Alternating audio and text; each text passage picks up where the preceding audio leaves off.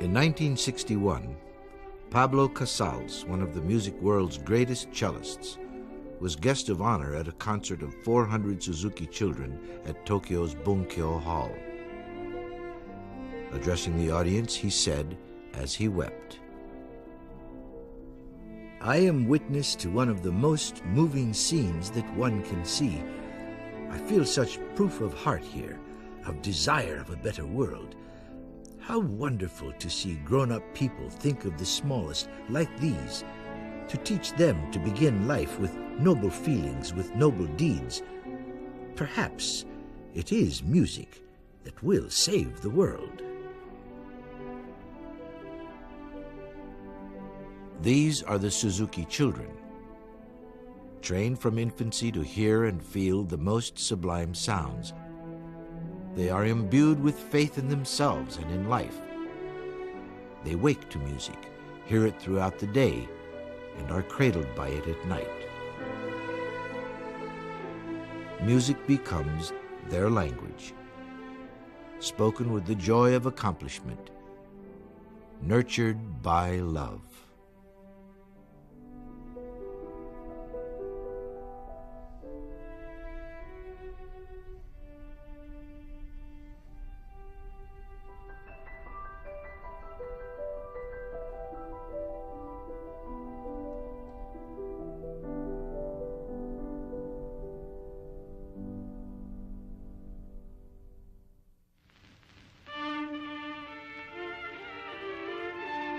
In 1929, at age 31, while playing with his Suzuki quartet, Shinichi Suzuki thought of something so obvious no one gave it a second thought.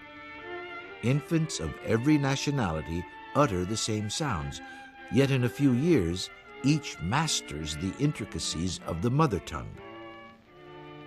This revelation led Suzuki to explore the potential of environment.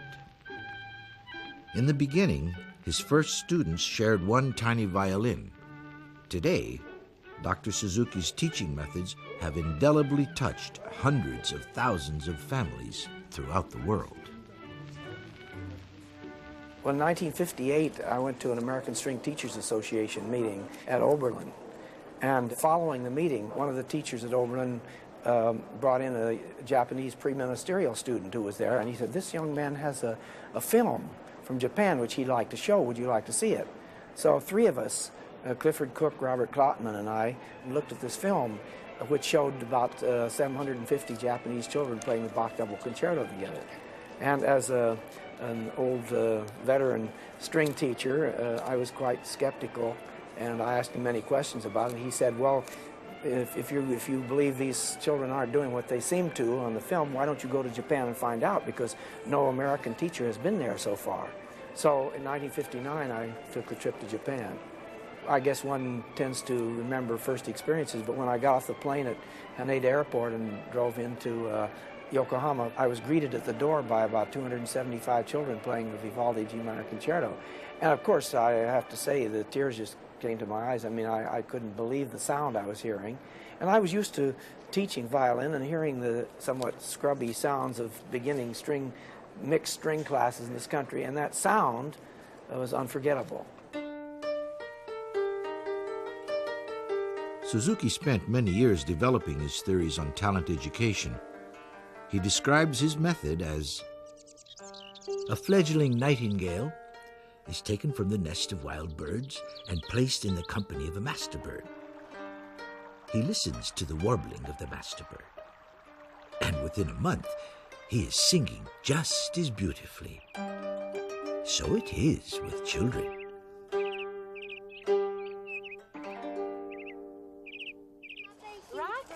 Obviously, kids all over the world learn to speak, even though there isn't any book which says these are the 5 steps that you need in order to be able to speak. Indeed, it's almost impossible to prevent them from learning how to speak. In fact, if kids live in a culture where there are 2 or 3 languages, they'll pick them all up. And indeed, if the mother only speaks one language and the aunt only speaks another, they'll direct the language appropriately to those 2 people. I'm sure many people through the history of the world have hypothesized that you could learn other things the way you learn language, if you're bathed in it, if it's part of a natural intercourse among people. But the difference with Suzuki is he took this idea very seriously. When he researched this himself, he began to really pinpoint the steps that go into language learning.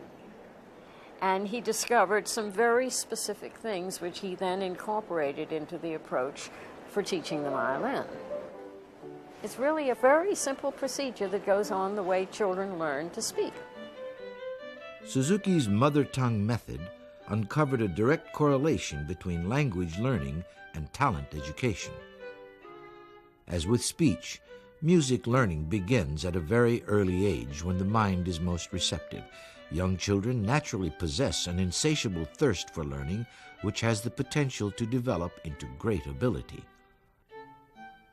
Talent education, just like language development, is dependent on parental involvement. Early on, the parent learns to play the instrument along with the child, stimulating the child's desire to imitate. As the child's desire to play grows, parental support and praise remain critical to the child's overall development. In a spoken world, the sights and sounds of the surrounding environment motivate children to produce their own sound. Shaping the environment with music is equally essential in developing the child's desire to create music. The process of creating any sound relies on developing the ear. This underscores the importance of listening to music while learning to play. For instance, Suzuki students regularly listen to expert recordings and are encouraged to imitate what they hear. The success of these concepts lies in the understanding that all children can learn. This concept is grounded in the belief that all children, not just the talented, or those genetically gifted, or the musically inclined, but all children can learn.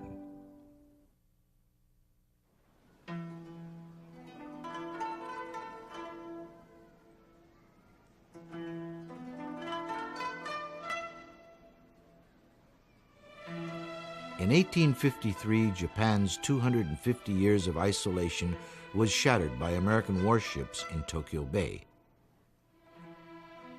Under the orders of U.S. President Millard Fillmore, Commodore Matthew Perry forcibly opened Japan's doors to worldwide navigation and trade, closing the era of Japan's feudal social and political system forever. In 1868, a new leadership emerged under the young Emperor Meiji. This period, known as the Meiji Restoration, was the beginning of the modernization of Japan. Politically, intellectually, culturally, and militarily, Japan would seek to grasp the new world with a single embrace.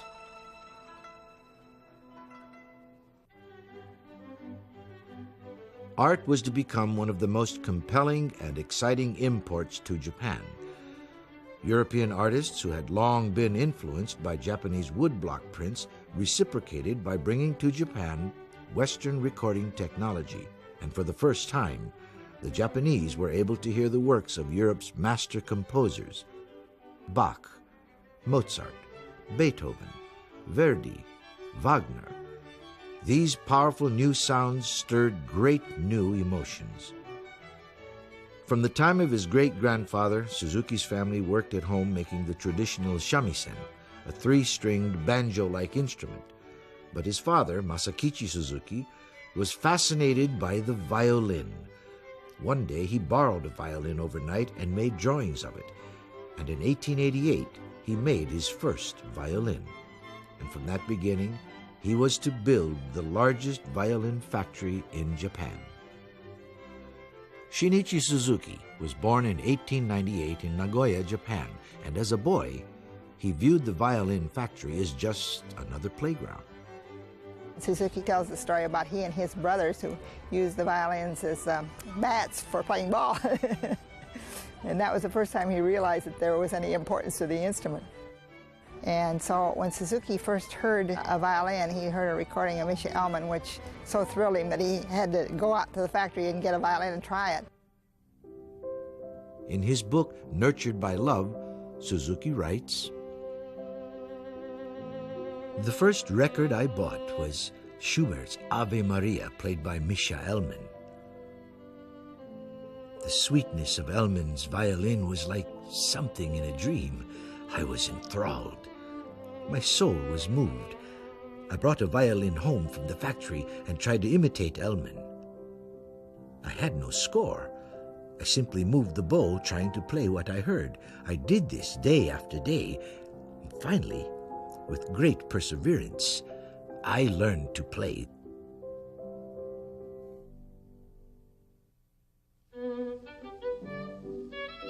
When Shinichi Suzuki was 20, he met a gentleman who was once a schoolmate of the Marquis of Tokugawa, a direct descendant of the Tokugawa shogun.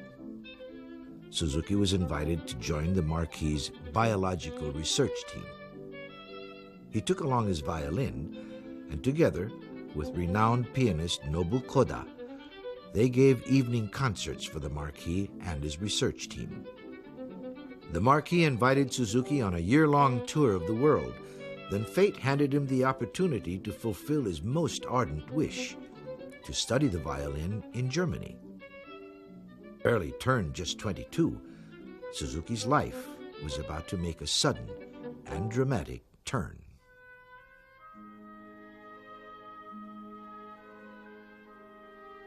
World War I had left Germany in chaos. Its people faced hunger and catastrophic inflation. But rising above it was Berlin, the cultural mecca of Central Europe.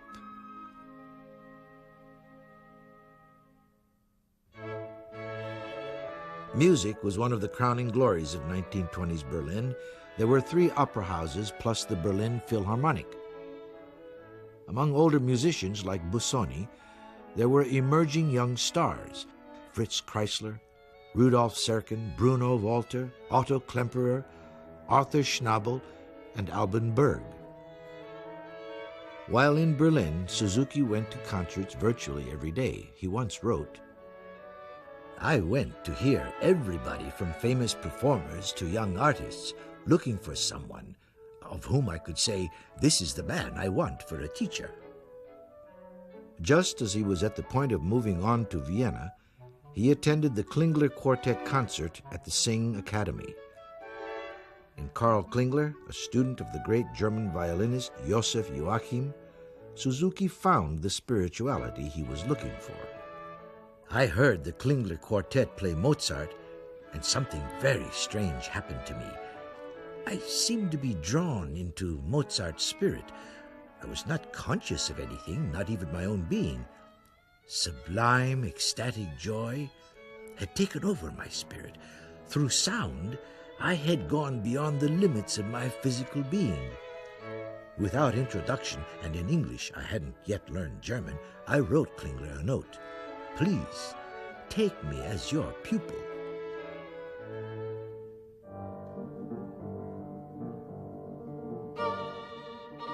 During his study with Karl Klingler, and now under the wing of his German benefactor, Dr. Leonor Michaelis, Suzuki entered the cosmopolitan world of Berlin's social life.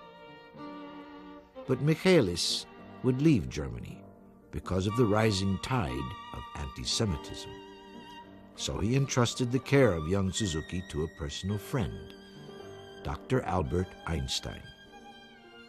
A violinist himself since the age of 6, Einstein would soon include Suzuki among his circle of friends.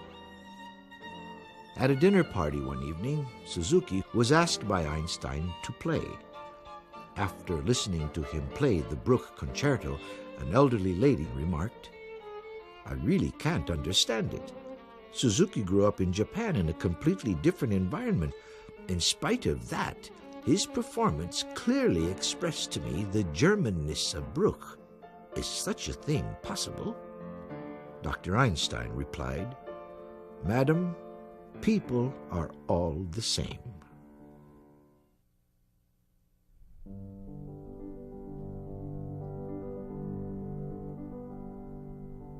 On another occasion, a piano recital, Suzuki met Waltraud Prange, a beautiful 17-year-old Fraulein from a prominent musical family. In one of these home concerts we met. He was invited, I was invited, and Suzuki was there. And then he said, could he take me home? And I thought, well, yes. So then he took me home and he said he wants to meet my family. And I told him, well, my father is deceased, but he is welcome to meet my mother, brother, and sister. And so he came the very next day. And then he came very, very open, you see. And we had home concerts too.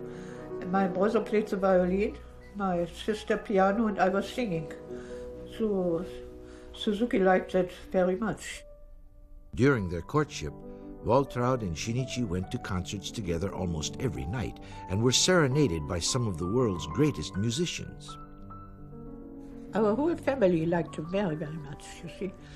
And after 5 years, when we decided to get married, you know, my mother was, in a way she was pleased, in another way she was very sad that I go so far away. And we didn't know anything about Japan, you see.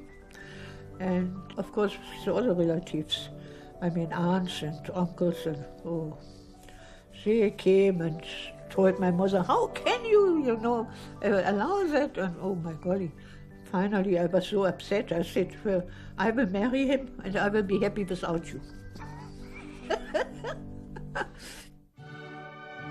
The large Catholic church where the ceremony was held was filled to capacity. As for Waltraud's mother's relatives, they were all there.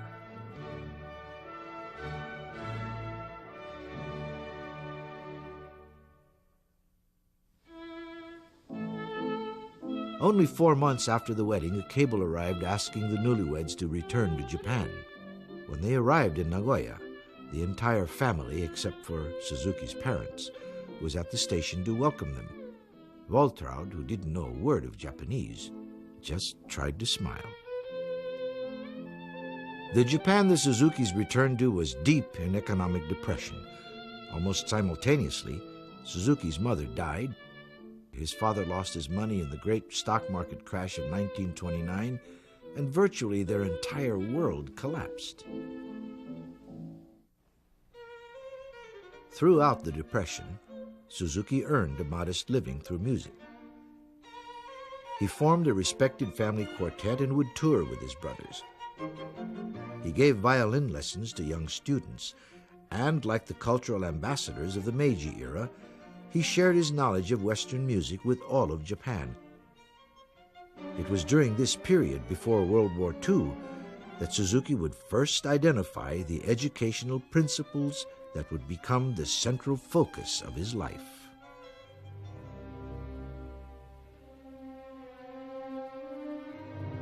The now worldwide depression shattered Japan's fragile democratic institutions, and by 1931 convinced that prosperity depended on controlling the resources and markets of China and Southeast Asia, Japan's military leaders would seize Manchuria, ravage Shanghai, and would covet the world. The only remaining obstacle to Japan's drive for control over all of Asia was the United States.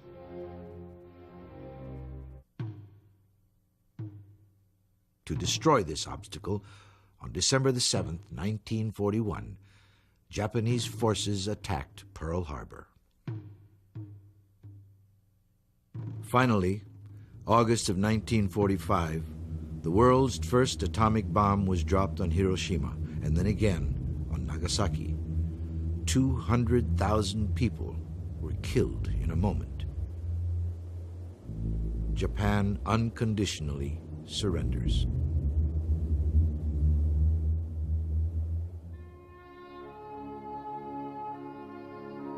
Rubble, twisted metal punctuated the desolate urban landscape of post-war Japan. But with quiet determination, and of all things, aided by her enemy, the United States, the Japanese people began the seemingly impossible task of rebuilding. The war was over, but not the problems. Suzuki had become ill from poor nutrition during the war, and he went to Matsumoto, a remote mountain village, to recuperate while Waltraud moved to Yokohama to work at the American Red Cross. In Matsumoto, Suzuki was offered a place to start a music school. But he declared, I am not interested in doing repair work on people who can play already. What I want to try is infant education. I want to teach small children not to turn out geniuses, but through violin playing to extend the child's ability.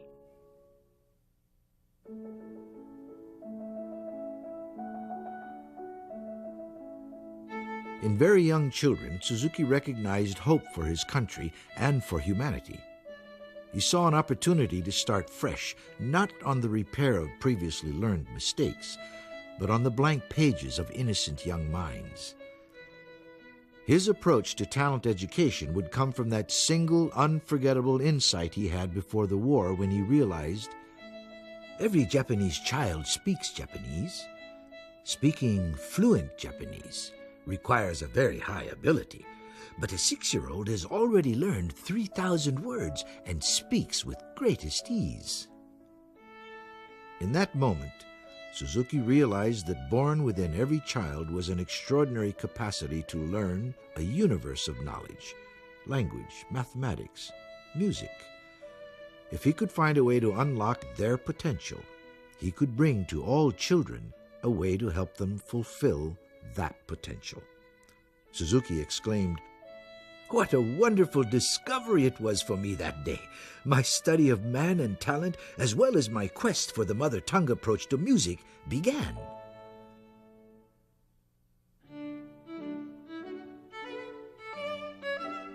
Suzuki's first students were very young.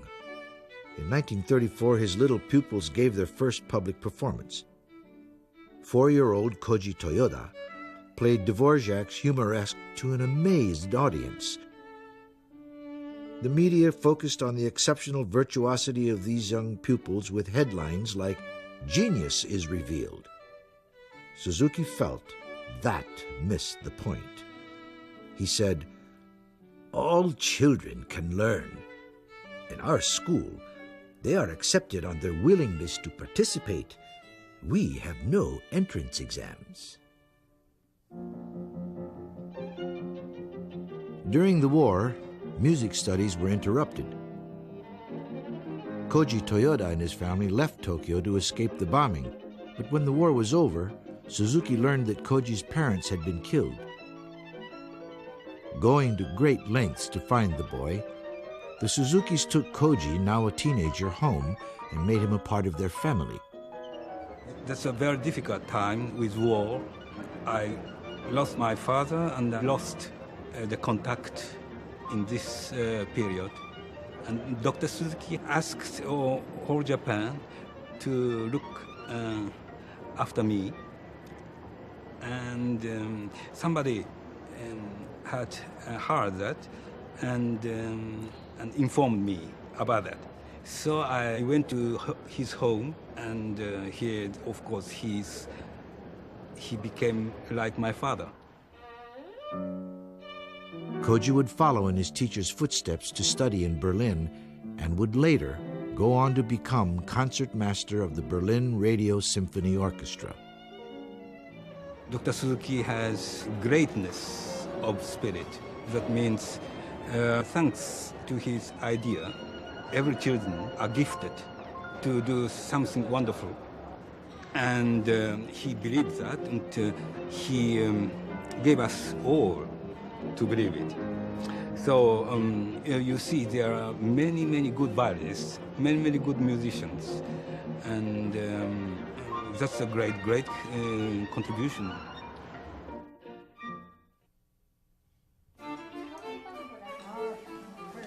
Waltraud has been with Shinichi through sickness and health and through many painful separations during the war, and he remains to this day her ideal.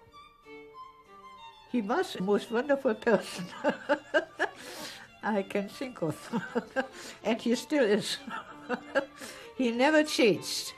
And this is, you know, I went through 2 wars, through world wars, and I have seen people change so much. I mean, you think, oh, that's a very nice person. And then during the war, they are just the opposite, you know. But Suzuki never changed. He was and is a wonderful person. During the early years of the talent education movement, Waltraud Suzuki acted as her husband's secretary and personal assistant. She was among the first to envision the impact the Suzuki method would have worldwide. It was through her insistence that John Kendall, the first American to visit Suzuki, was invited to journey to Japan to witness the Suzuki method firsthand. I always came on Saturday, Sunday, and then I found a stack of letters here, unopened, you see. And I see all from the same person, from Professor Kendall. And I said, what's all this? So Suzuki said, oh, I read only one letter, and he wants to come. I said, now, and? Did you answer? He said, no. So I opened all the letters, you see, and always, why don't I ever get an answer? Is it possible to come? I said, my God. So I said, what do you think? He wants to come. He says, all right, then he can come. So I wrote, you are welcome to come. And he came. Then Professor Kendall, he was so amazed, He said, I don't think the American mothers will do that. I said, I think they will, because every mother wants the best for her child. So why don't you first try it and then say something?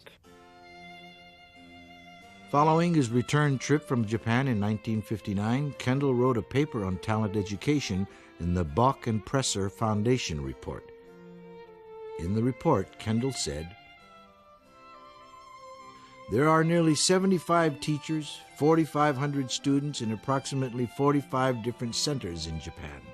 Probably 8,000 students who have studied or who are presently studying have been part of the talent education movement. The primary purpose of talent education is not to train artists, but to give all children the opportunity to develop the amazing potential which is illustrated in their ability to learn their mother tongue. In 1964, Suzuki made his first visit to the United States. A concert tour was organized to bring 10 young students to America. The children were chosen not for their virtuosity, but for their availability. I was a professor of music at the University of Tennessee, and I picked up the international musician, and I saw this picture of the great crowd of Japanese boys and girls, small ones, playing the Bach double concerto, and I thought, I wonder what that sounded like, but that sounded horrible. So I went to the 1964 Music Educators Conference, in which they had invited Suzuki to bring 10 children over to perform. And then when those children played, I just said, we've got to find out all that we can about this. He had a little 7-year-old, for instance, get up and play Veracini Sonata, and I happened to be playing the Veracini Sonata myself on recitals that year, and I listened in amazement, thinking she's playing that almost as well as I am, and she's 7 years old, and I haven't a child I've ever taught who could do this. Their tone was so magnificent. A great lump came in my throat because it was so, even to think about it, it sort of gives one a chills, because there just never had been anything like that. If it hadn't been for Dr. Suzuki, I never would have had the opportunity of seeing what wonderful things children can do. The bow flies away, the mother picks it up. This was how Suzuki described the essence of early talent education. All children whose families were willing to invest their time and effort in a better future for them could be educated to have a noble mind and splendid ability. I think one of the most important things that he has done up to this point is give us the insight that every child can learn. So many times we say that, that child, well, they have a problem, they can't do this, but every child can, and he's proven it with children who are handicapped, with unbelievable handicaps.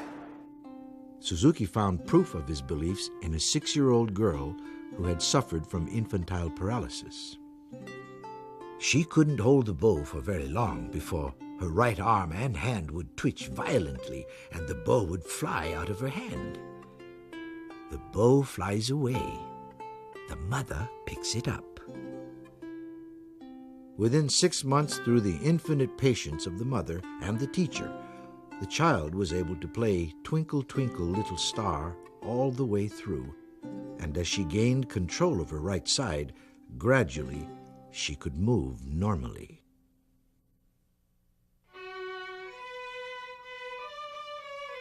As a thalidomide baby with stunted fingers on her left hand, Mika Maki's future seemed bleak. At just 2.5 years old, her life was already burdened by the stigma Japanese society had placed on her unfortunate disability. On a visit to observe her older sister's violin lesson, Mika accidentally met Dr. Suzuki. Suzuki walked her into Miss Mori's classroom and said, "Please, take care of this child. Make her great."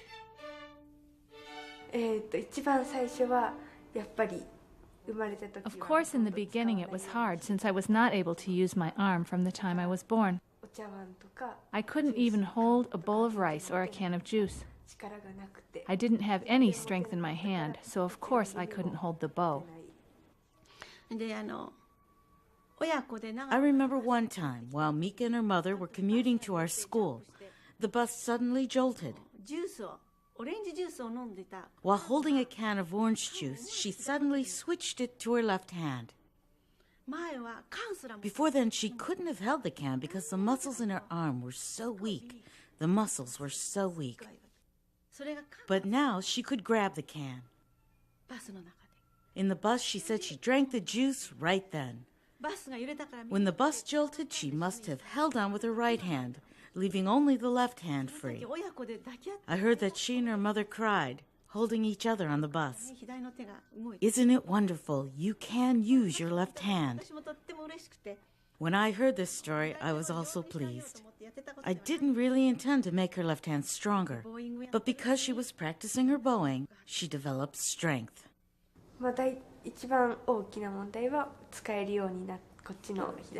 biggest change in my life was being able to use my left hand freely. Emotionally and psychologically, I was always hiding my hand in front of people. I spent much of the time crying.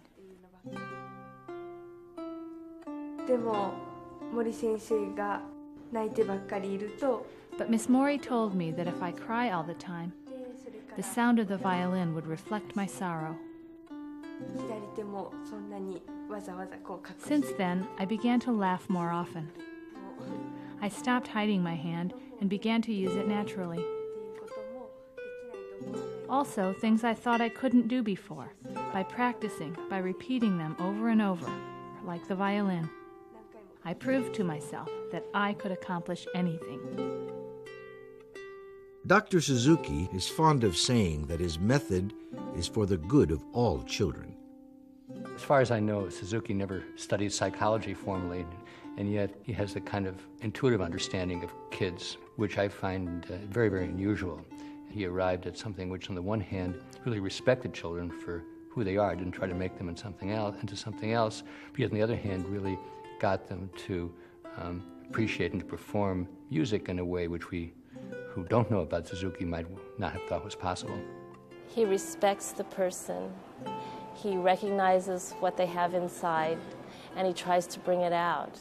And he goes about it whichever way, communication-wise, psychology, his psychology of teaching, just watching him teach many different people.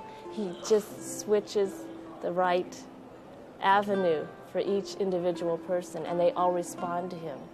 He can convey things to the children and get results in just a really magical way. And I think his teaching is effective not just in that he can get these magnificent results, he gives them something for keeps. And it really becomes, in a way, a life-changing or very momentous occasion.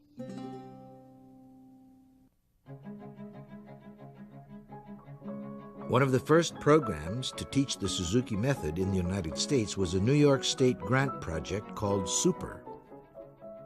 The summer of '66, we got $30,000 from the National Endowment and from the New York State Council of the Arts.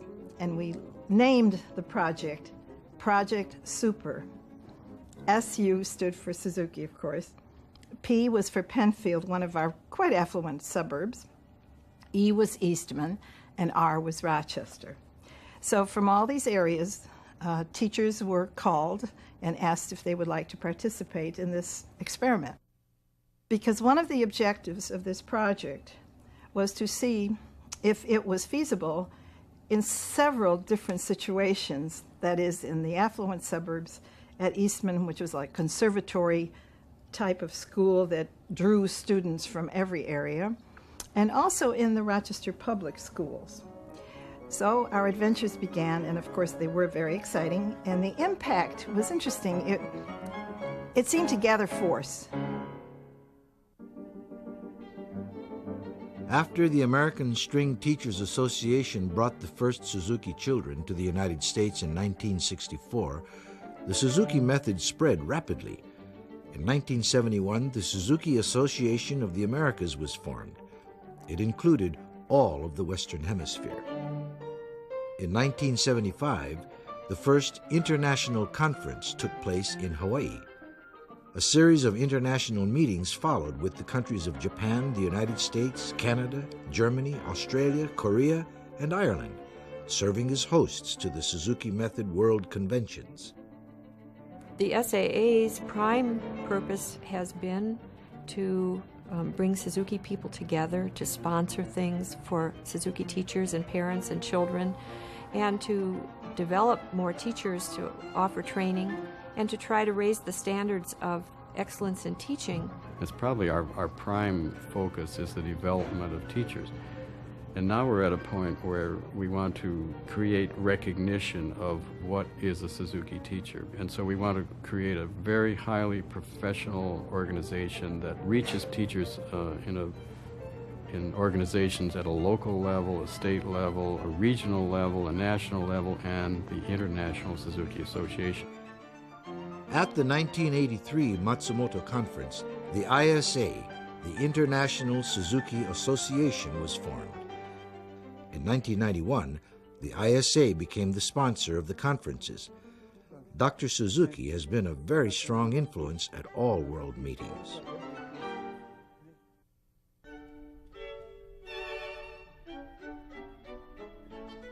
After World War II, America viewed Japan as a source for cheap miniaturized goods and inexpensive cameras.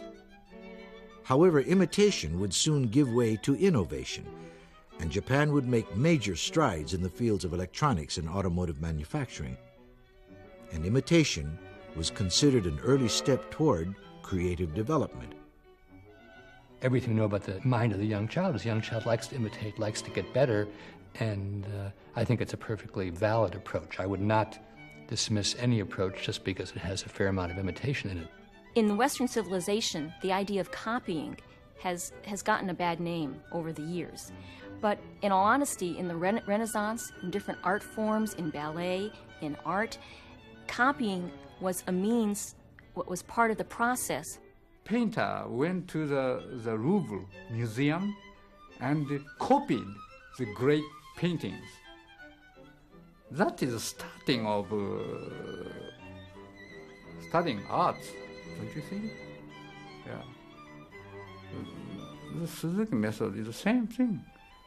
If we don't copy the great paintings, great music, you know, we can't make real music based on that foundation. The impressive mass performances of hundreds of children has spurred much criticism from traditional music teachers. Traditionalists often describe the playing of Suzuki students as robotic, mechanically correct, but lacking true musical feeling. We probably emphasize individual interpretation and expression more in the West than in a more Confucian kind of society. But my observation of Suzuki is that one of the most important lessons is that this is a realm in which feeling is appropriate. I've always thought it was very weird in school that we put kids in individual seats and we penalize them for working together, when in the workplace, that's certainly, you want people to be able to work together cooperatively. And I think that Suzuki has been very appropriate in seeing how much of the learning really does take place when you have a wide group. We mustn't forget one fundamental concept here, and that is we are in the communication business, first and foremost. Music is a unique form of communicating. And so the study of music really is the study of how to translate the language of music, which everyone responds to, and incorporate them into yourself in a way that someone else can feel them on a musical level. And that's a very sophisticated learning process. The giants have an ability to communicate on a spiritual level to help one through this translation process. One such person was Dr. Suzuki himself.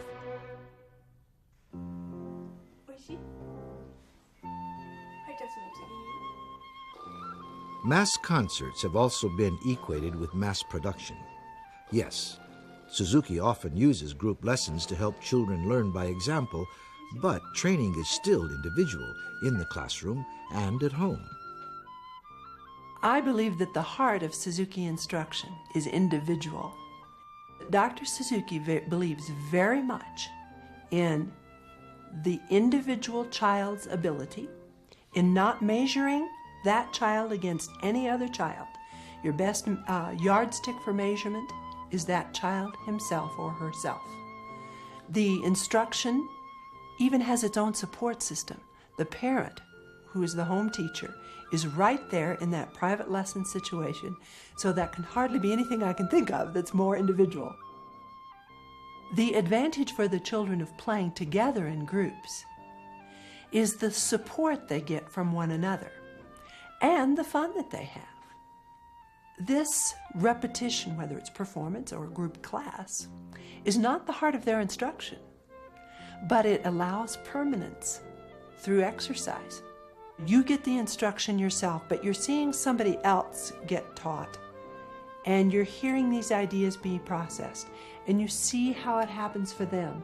And this accumulates into a bank of experience that you haven't lived long enough to have done that many times yourself. All those things take seed. And then with the watering of the individual instruction, they begin to grow, and pretty soon they've bloomed, and you have something wonderful.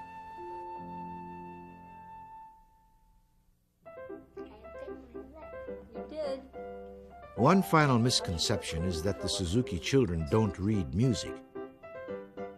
Instead of etudes and scales, Suzuki studies begin with real music. Students are taught to play first and then to read music once the playing skill has been established. A lot of traditional teachers don't understand much about Suzuki method, and they feel that the kids never learn to read music. That's the biggest criticism. I would say to them that yes, children do learn to read music and they become excellent readers. We just wait until they're reading ready. We don't start them reading music at age 4 because they're not ready. They don't understand symbolism on paper.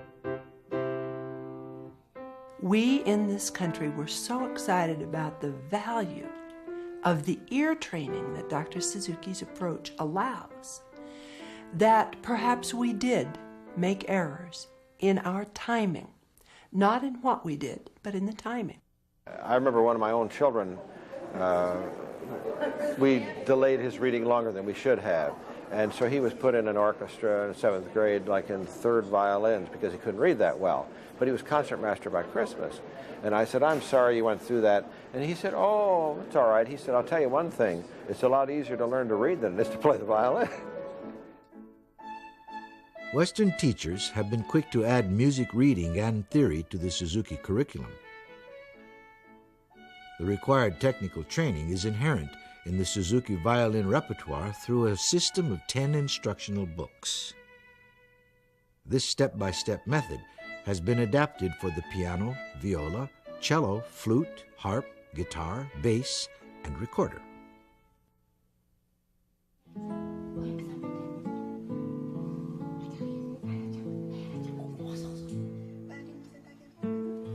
The basic tenets of the mother tongue method differ from traditional methods on a number of levels.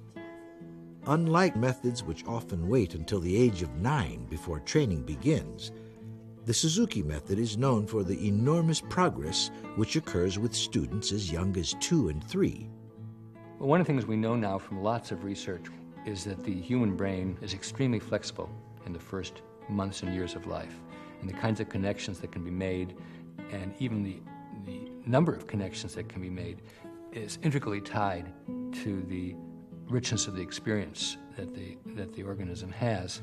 So what a rich kind of bathing, which is the way I think about Suzuki and music, is in the early years of life, is it's sort of a daily tonic for the nervous system, and that investment in early age is very, very profound. Suzuki intuitively knew that 50 years ago, and that comes about if the attitudes are developed in the first 3 years of life.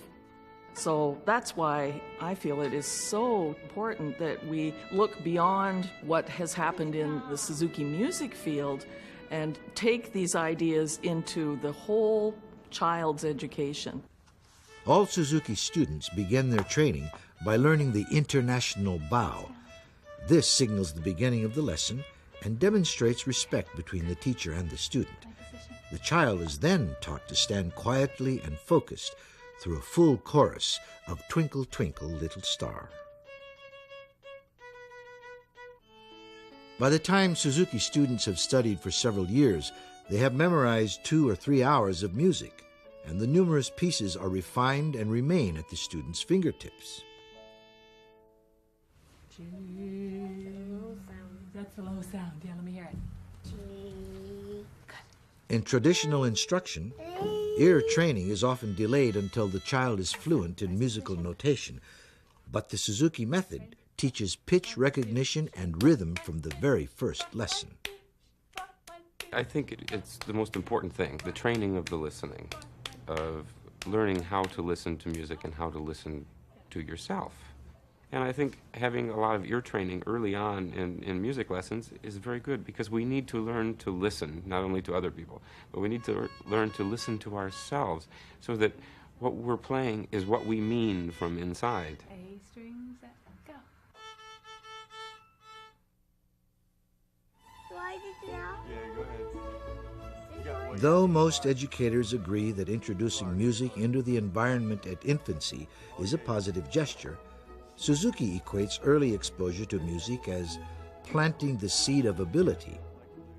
Parental involvement in this environment further differentiates the Suzuki method from traditional thinking. It's a total three-way proposition between the teacher and the parent and the student, and that gives a lot of strength to it. And it also gives a uniqueness to this movement which is not always there in traditional teaching. My colleagues used to say, if you could just keep those parents out of this, I might be able to teach the kid. And that's a way of thinking about which is quite inimical to our approach, which is you get everybody involved in a common purpose. Well, what it was, I mean, our life was what Suzuki is talking about is music from before birth and after birth, and I saw it happen. I didn't ever think of being any different, but this must have been in about 62. Bill, he would have been 3 years old, and his little brother would have been 1, and they were watching Captain Kangaroo in the living room, and I was working in the kitchen, and all of a sudden I heard all this yelling and come quick, and so I came in and I saw this original film from Japan, and I had been a traditional teacher for quite a while by this time, and so then it was like like a James Bond movie, being a spy, trying to find out how to find out about this method. From the ages of about 5 to 8, I suppose, it was something fun to do. I mean, I did that. I also went out in the backyard and played ball and broke windows and all the other things that kids do. I did enjoy the sound, and also I think the social aspect of it, the positive approach, encouragement and gentility, if you will, is something that I think my parents related to very well, not only as music teachers, but in parenting. I think one of the leading things that makes the Suzuki method different and so successful is the many ways it motivates the child. And there can be no better motivation than knowing that your parents think that you're really doing something wonderful. And of course that's shaped my life. The guiding principle of talent education is character first, then ability. The goal is not to create a professional musician, but to create a better human being. I feel that any parent involved with what their child does in the nurturing stages keeps them growing as a person. As a teacher, that makes my job much easier to know that the child is hopefully working on what they should work on at home and then come back to the lesson prepared. One of my roles at the beginning of the year is to make it clear to their parent that they may not have musical experience, but they can still take on this project as long as they have time to spend with their child at home. And I think that's something we still keep working on because people are so involved and overworked that finding time, quality time to work with their children is one of my primary goals as a teacher. Right now, just think about you and the chair. Being the type of child my daughter is, it makes me have to look at our relationship and the struggles that I see with us. When we're having struggles with the cello, we're usually struggling outside of there. So for me, it teaches me a lot about myself, and it makes me have to be more flexible. I look at it in several different ways. First of all, what I think it does is help her to be disciplined, and I think she really needs that. And I think most children need to learn that there's something in life you consistently have to do. And it also teaches them that to be good at something, many times you can become good by simply repeating it over and over. And so to me, I don't care if she plays in the symphony orchestra. I mean, that's one of her goals among many other ones. But to me, if she can just play for relaxation when she's older, or play for her own pleasure, or play if she has children for them, it would be well worth it. Suzuki says, everyone concerned with the development of the child must be of one mind and one spirit. The child will absorb something of the feeling, grow to be more feeling adults, and consequently make a kinder and better world within his or her reach. Music is like Bible. Musicians are missionary. Dr. Suzuki must have been acting as a great missionary to convey God's word. This is an extraordinary man, and we mustn't forget Dr. Suzuki, the man himself, this extraordinarily charming, grand communicator. There is no question when you're in his presence that you're in the presence of a great man. It's the communication that was the genesis of this whole movement, to communicate with young people in a war-torn country, to do something with their parents that would bond them and make their world a little bit more beautiful. That's what it's all about, and that's what must prevail.